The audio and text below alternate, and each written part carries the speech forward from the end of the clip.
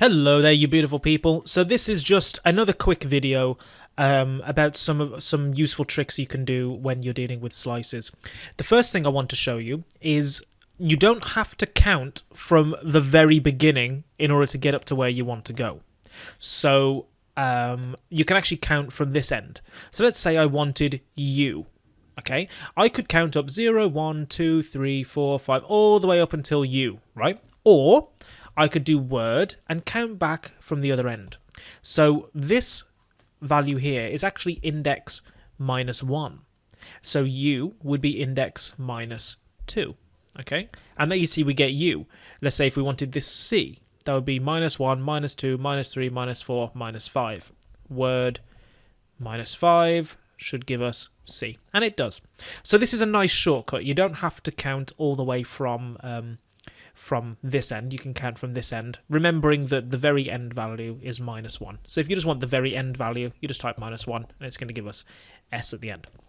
But this doesn't solve the actual issue, which is that we're still counting, right, in our head as a human being, which can make mistakes.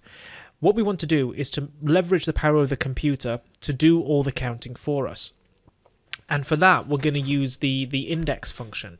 So let's say, for example, I wanted to just take the word Cali out. What I could do is I could type a word, and I want where Cali starts. So I could type in here word.index of Cali, okay? Because where Cali starts, let me just show you actually, let me just make it a bit simpler. Word.index of Cali is going to give us 5 because Cali starts at index 5, right? 0, 1, 2, 3, 4, 5. So and we want to go all the way up to Fragi, right? So Fragi starts at index word.index Fragi is going to give us 9.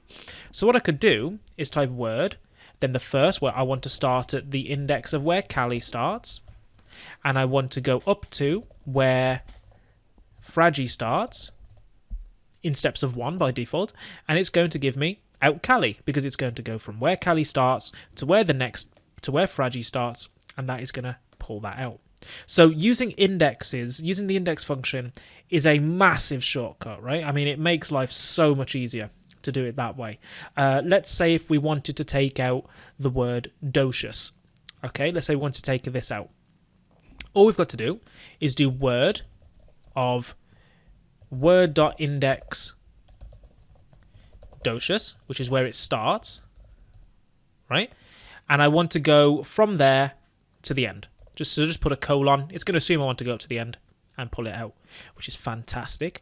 If I wanted to get out fragilistic, right? So I just do word of word.index fragilistic all the way up to where, I mean, to be honest with you, I could just do a exp, right? Word.index exp fragilistic, because I could just write expialidocious, or I could just write exp.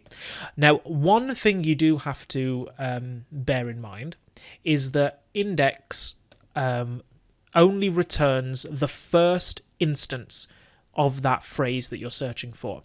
So if I wanted to get fragilistic again, okay, let's say I went like this, and I wanted to go up to word.index of E, I don't think that will work. It won't work, right? It'll just give us an empty string.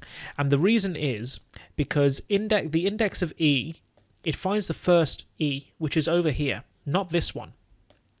So if you wanted this one, you need to say where, you know, something longer starts, exp or expialidocious, or something that lets Python know that you definitely want this one rather than the first E, which is what causes this error here. So that's something to bear in mind. Awesome, so that's pretty much all there is to slicing, to be fair. Pretty easy, right? So let's just have a quick recap of what we've learned in the past 2 videos, just to make sure we've got everything down before we head into the slicer project. So we learned that strings are an iterable, immutable data type. And the fact that they are iterable means that you can access individual elements from the string. Each element is given its own index, and these start from the number 0. And you use that index to access the element. You also learned how to take slices from a string and how to take individual elements out. You also learned a shortcut for using the index by using the index function that can take a lot of the hard work of doing this out for us. Overall, you've got a pretty good understanding of what slices are and how to create them by now. So up next, we've got a quick quiz and coding challenge to check that you've fully understood what slices are. And after that, we're going to build our email slicer. So good luck in the quiz and the coding challenge, which you're going to need to, to get some practice and make sure you got it down. And then I'll see you in the next video.